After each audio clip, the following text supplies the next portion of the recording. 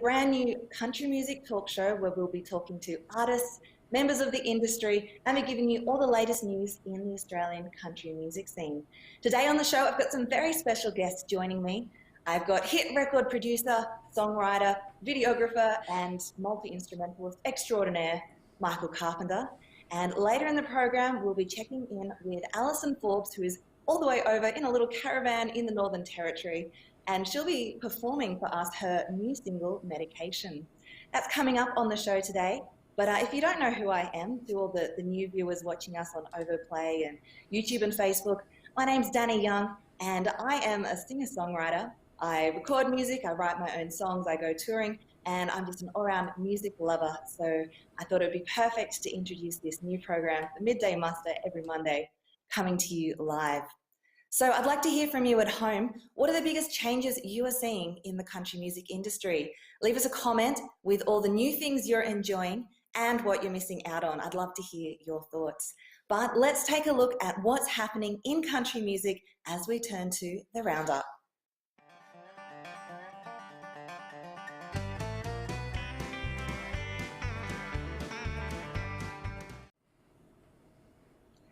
Well, big news devastating the Australian country music scene. Foxtel has announced the closure of the Country Music Channel on June 30. It will be replaced with America's CMT, the Country Music Television. In a statement, Foxtel said the channel would be locally programmed, but what that means for Australian artists is yet to be seen. In other media news, both of Australia's country music magazines, Country Update and Capital News, have postponed future issues until further notice. Subscriptions will be extended in lieu of the production pause. Turning to festivals now, and announcements are yet to be made on whether Groundwater Country Music Festival and Gympie Music Muster will be going ahead in July and August respectively. Tamworth's Hats Off to Country Festival has announced that a final decision will be made by June 1st on whether the July festival moves forward. In lighter news, country music fans are being spoiled for choice as Aussie artists flock to social media to live stream performances. Between regular weekly time slots and surprise pop-up concerts, there's a lot to keep track of. So you can head over to the Country Journo's Facebook page for a full rundown of what's on each day. And finally, Damien Bagley from the Viper Creek Band has claimed the title in this week's Celebrity Country Music Quiz. Going up against Jane Denham, Luke Cross from Kicks Country Radio, and Liam Kennedy Clark, as well as 30 at-home players live in the live online trivia game, Damien proved himself a country music expert and will return to defend the crown this Friday night. That's it for the Roundup. Let's welcome our first guest to the show in our industry spotlight.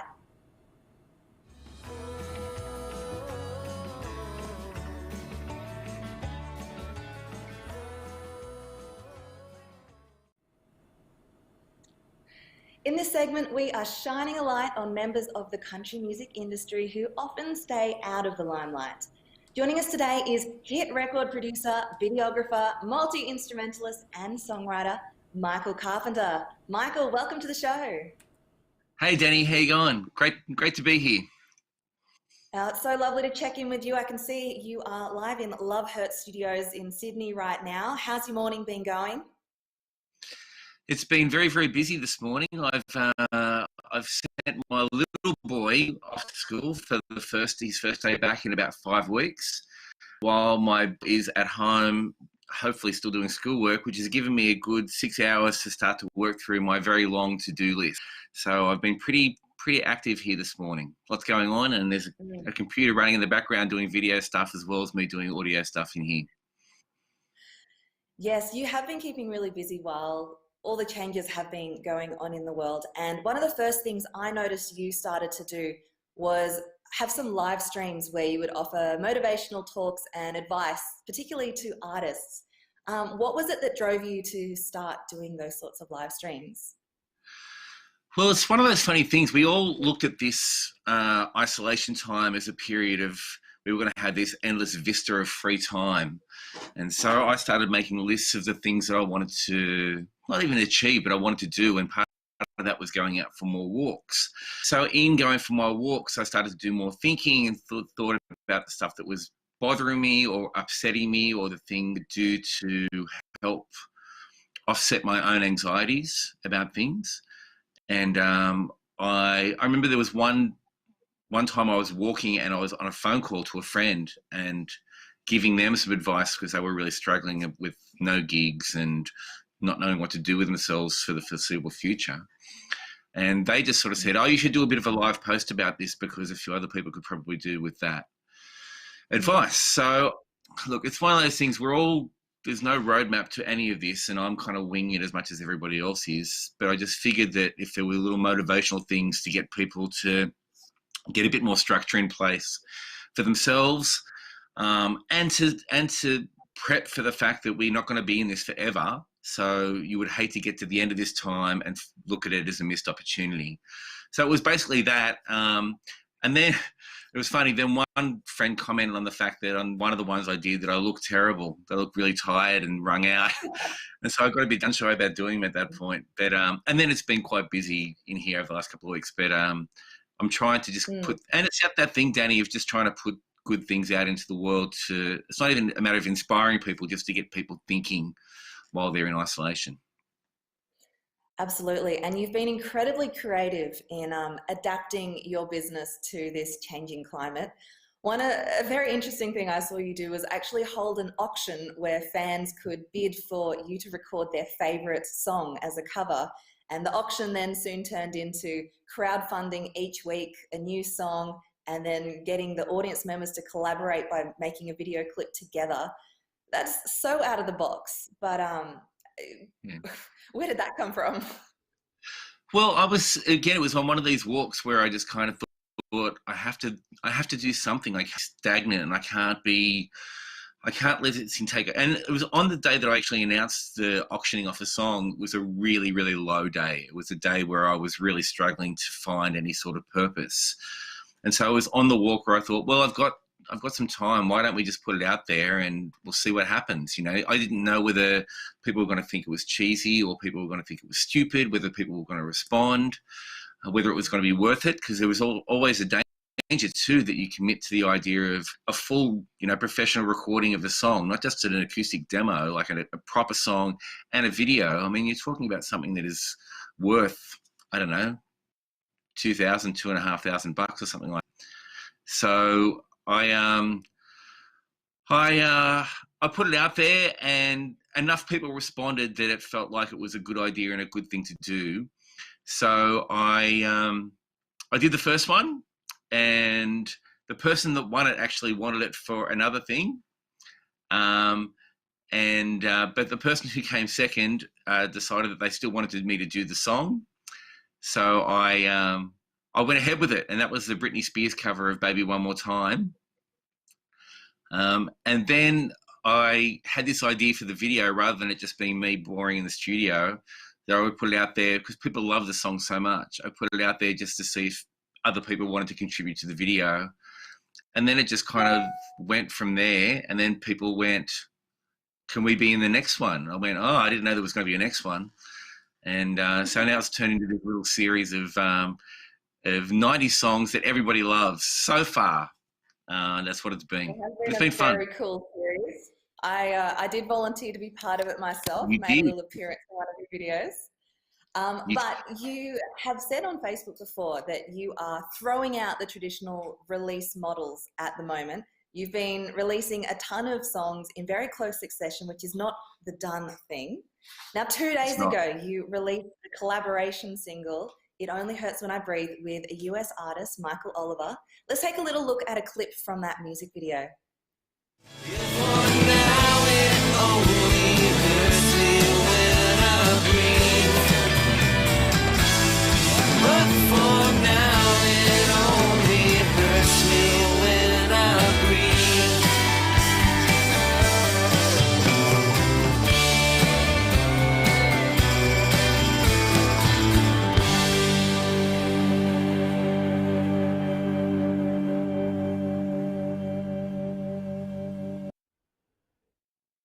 Now that is how you collaborate isolation style. That is an awesome concept for a music video. Where did you find the inspiration for that?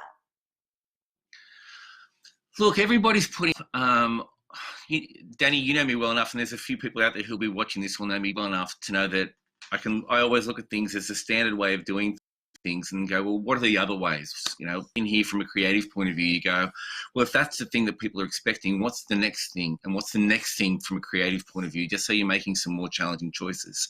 Everybody has been putting up Zooms, split screens and doing split screen videos and stuff like that. Everybody's been doing that. But I wanted to make an artistic thing that had a life beyond just being a coronavirus song. I wanted to have legitimacy, and he was on the song. I wanted to make it a dual lead vocal. So I had to think of a way to make it something that would be interesting to the viewer, that wouldn't just be a time capsule. I don't mind it being a time capsule, but I wanted to have a life outside of it.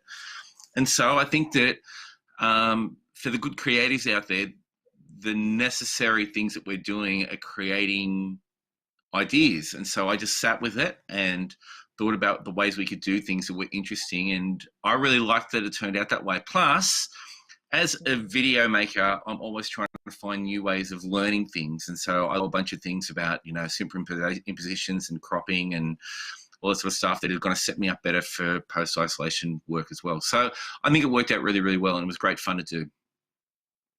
I really loved it, especially because obviously in this time we are doing a lot of Zoom calls, a lot of FaceTime on our laptops, on our tablets, on our phones. And instead of just showing the video on the phone, it's like a step back and looking at someone who's actually having that Zoom call. So it really stood out to me. It really cut through what everyone else is doing right now. And congratulations. I just really love it. Well, the thing that I was trying to get to happen, I wanted to be a situation where even though I'm in the video the whole time doing all the stuff, most people are going to be looking at Michael, because that seems to be a constant. And I was quite happy with the way that turned out. Anyway, you were saying. Oh, nothing. But it's interesting you're both called Michael and you both have the same luscious beard and glasses. For a minute, I thought maybe you were twins, just separated by a continent. No, it's just anyway, isolation. Congratulations, and thanks so much for coming on the Midday Muster today. Really appreciate your time, Michael. Thanks for joining us. Thanks, Danny. Good luck with it all. Thank you. Well, let's move along to our next segment now, where we invite artists to share the stories behind their songs and perform them live.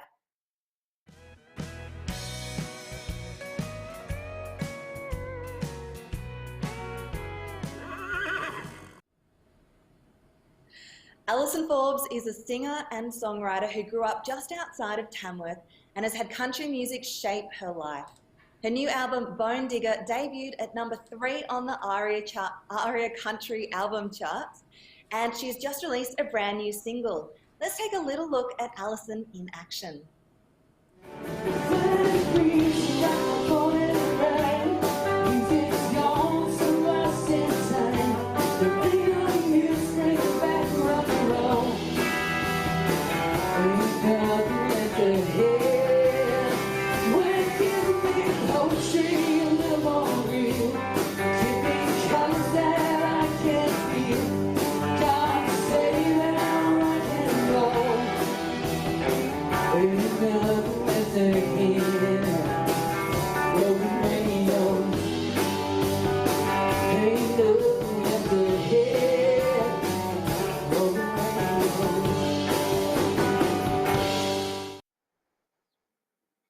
Welcome to the show, Allison. Thank you so much for joining me.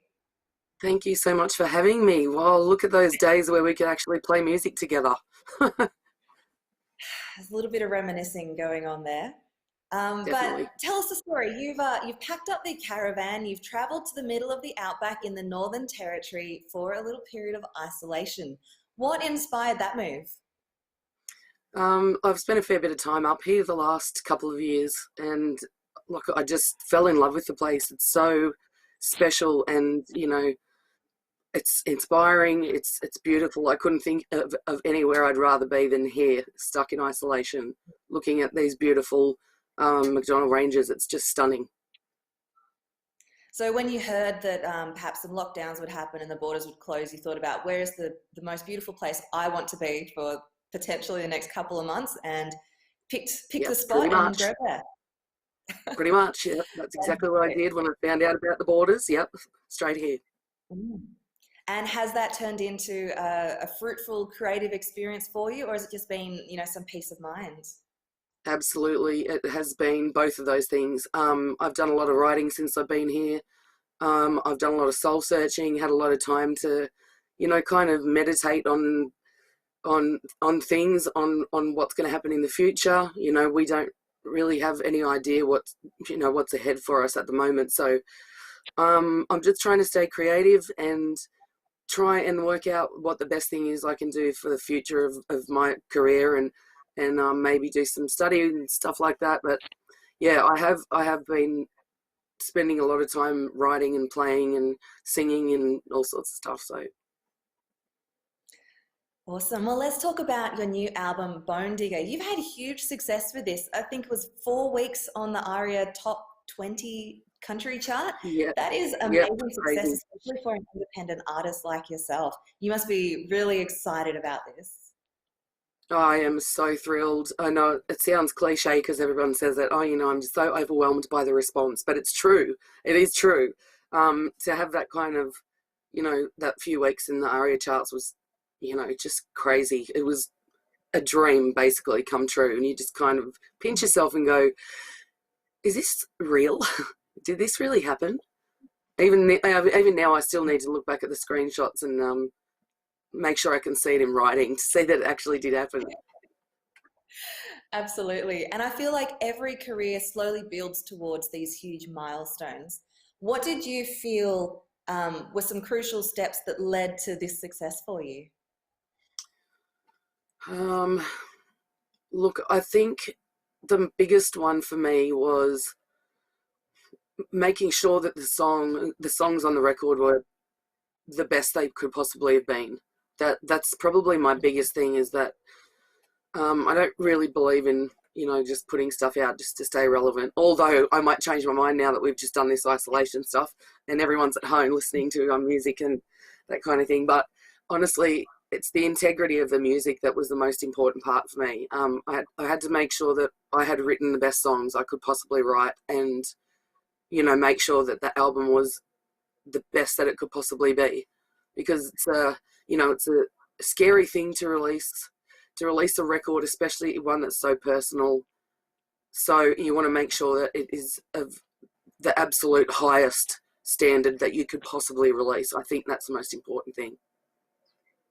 Well, you've certainly achieved that. So in the creative process of writing Bone Digger, at what part of the process did the song Medication fall into that? You would be amazed. One of the best pieces of advice that Shane Nicholson ever gave me, right before I recorded with him the very first time, he said, don't stop writing. Just because you booked into the studio and you think you've got your songs picked, just keep writing all the time. So I actually wrote Medication the day before we went into the studio. Wow. I've heard many stories about artists that will write in the studio or the day before the studio, and it's just Yeah. never been something that's happened to me. But it's Yeah. awesome to hear that maybe there's a bit of magic in that. Maybe. I also wrote Broken Radios on the same day. Wow. And those are your So, two of the lead singles from the Bone Digger yeah, album. pretty much. That's Yeah. incredible. And That's very I think interesting. sometimes I feel like as songwriters, we might put a little bit too much pressure on ourselves to,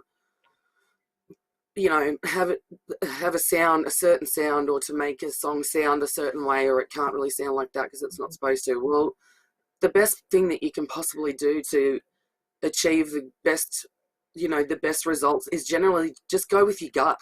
Go with your gut and, let them naturally come out of your mouth and see what happens. You don't, sometimes you can edit them for months and months and months. And other times you just go, you know what, I'm just going to see what happens. Just let it come out and see what happens. And that's where your natural emotions come into play, I think. And people can tell the kind of honest really resonates with people. Mm. So we're about to hear you play your new single Medication live for us. But first we want to hear straight from the horse's mouth, what was the story behind this? Well, I agree. It's definitely from experience. Basically, yeah, it's all about how, sometimes you can go to the doctor and get help, help that you need. And sometimes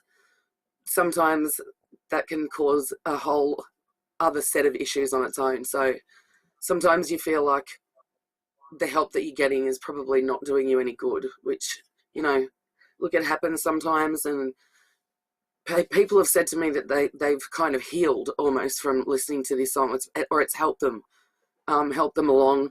And that is just the most amazing thing to hear as a songwriter. And if people can relate to this song and realize they're not alone, or if they do need help, to go and get some help, or if they've got the wrong help, to go back to the doctor, and just that you're not alone. There's so many people out there that are experiencing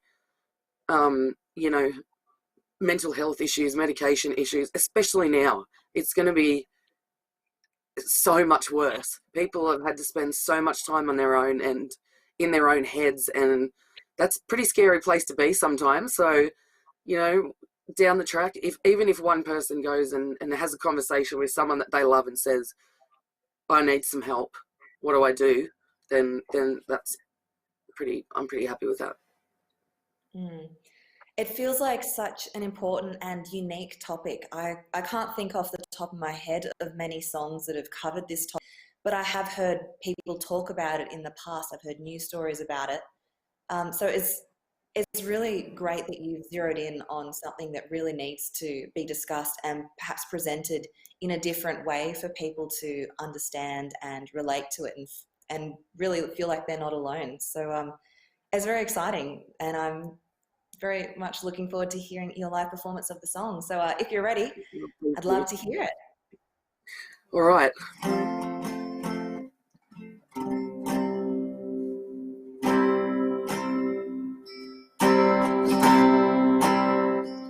Wanna go up with a stable mind, can't lose a game that I can't find. Heart's beating fast, insides out built to last. Doctor, I can't get used to these blues. This medication gets me down. This medication gets me down.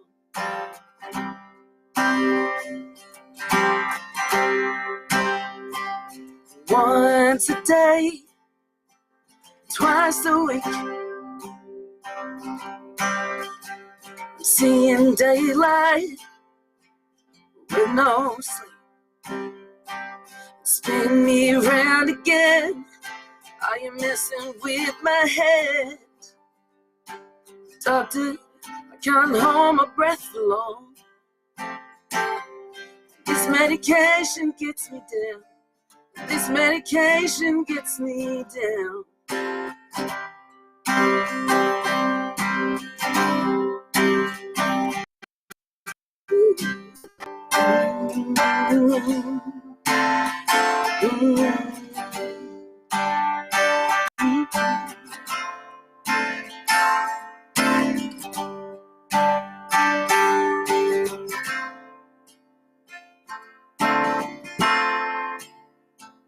Treat the problem, but not the pain. I got fever in my veins. Diagnose the blood before my heavy heart floods. Doctor, I'm running out of time. And this medication gets me down. This medication gets me down. And this medication gets me down. This medication gets me down. And this medication gets me down. This medication gets me down.